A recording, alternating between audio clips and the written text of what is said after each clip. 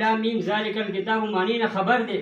نه دی خبر د هغې مقصد نه دی خبر هېڅ سره نه دی خبره لیکن هغه د توټي په شان دی لګی دی نوره فر قرآن شریف تلاوت کوي. امام ابو حنیفه صاحب په مجلس کې یو کس یې ورځې رالو او ورته ویې ویله چې یا امام صاحب زما دا شاګرد چې کوم دی که نه د خپل درس دپاره یې قبول کړو خپل مجلس کې یې کېنوه. امام ابو حنیفه صاحب ورته وفرمایل چې زما د شاګردۍ دپاره یو شرط دی که هغه شرط ده کې وي نو زه به یې کېنومه که نه نو زه معذرت کوم تا ته. ورته ویې ویل چې ای امام صاحب وایه څه شرط دی و چې شرط بې دا دی پوه شوې که نه چې دا د قرآن حافظ وي هله به یې زه کېنومه وګرنې نه یې کېنوم. اکاسه ماشوم بوستللو یو وخته پس بیا رالو چې رالو ورته ویې ویل چې ای امام صاحب دا ماشوم چې کوم دی زه ستا درس کې کېنول غواړم. امام صاحب ورته بیا یې ویله چې یاره تا ته ما ګوره تېره پیره ویلي وه چې زما د قرآن د درس دپاره یو شرط دی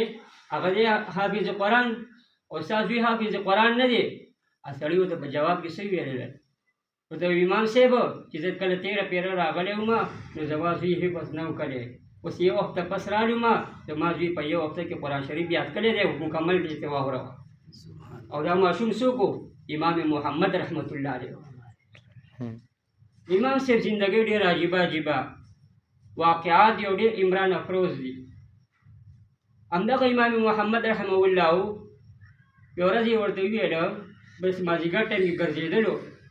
نو یو باغ د یو پټي ته لاړو سړي ته یې وویل که نه چې ما یو مولۍ راکړه ځان سره دومره علم دی دومره مې سبق ویلی دی امام صاحب شاګرد یم دا یم هغه یم. هغه ورته وویله چې زما ستا علم سره څه کار دی زه خپل کار کوه مړه وله ور یې نه کړله.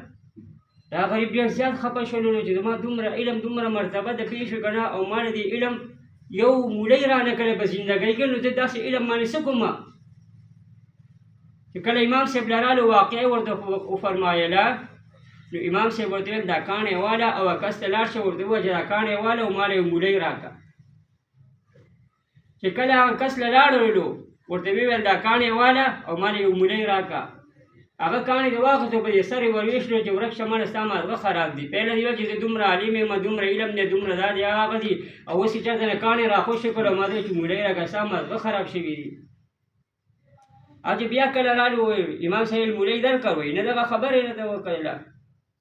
ورته ویې ویل دا کاڼې واله او پلانکي بازار کې چې کوم دی که نه د کاڼو بازار دی او هلته یې ویې سره دې څه قیمت دی هغه راوړه.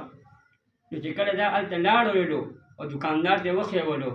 نو چې ورته کله داسې وکتل ورته ویې ویل دا ټول بازار چې څومره خپلې پیسې راټولې کړي او دا څه چې په دې بازار کې موجود دي د دې کاڼې نیم قیمت هم نشي پوره کولی. ولې چې هغه پټي والا چې کوم هغه کاڼې ونه پېژندلو هغه پته شناس چې کوم و که نه هغه کاڼې وپېژندو د هغې قدر ورسره وه. نو امام محمد رحمت الله علیه پوه شو فورا کړه چې یاره زما د علم او د قرآن چې کومه مرتبه ده هغه به د الله په نزدیک باندې دنیایي خلک چې کوم دي د قرآن شریف د علم او د مرتبې رسېدلي دي خبر. موږ او تاسو د قرآن شریف باندې چې الله تعالی موږ له څه راکوي د هغې نه موږ ناخبره یو. الله تعالی وایي ما خپل بندګانو دپاره داسې نعمتونه تیار کړي په جنت کې چې ما لا عین رأت چې په دنیا کې یو سترګې ما هغې نه دي لیدلي ولا اذن سمعت او ډېر یو غوږونو د هغه نعمتونو باره کې څه اورېدلي هم دي ولا خطر على قلب بشر او نه د یو انسان په زړه کې د هغې وهم ګمان هم نه دی راغلی چې کوم نعمتونه ما دله تیار کړي دي. نو په دې قرآن شریف چې موږ له الله تعالی کوم نعمتونه راکوي که نه هغې نه موږ ناخبره یو ځکه موږ سره د قرآن شریف چې کوم قدر او د هغه د مقصد زندګي ده هغه موږ شاته غورځولې ده دنیایي زندګۍ کې خپله زندګي لګې ده تباه کوو. دا قرآن شریف انسان ته ډېر زر یادېږي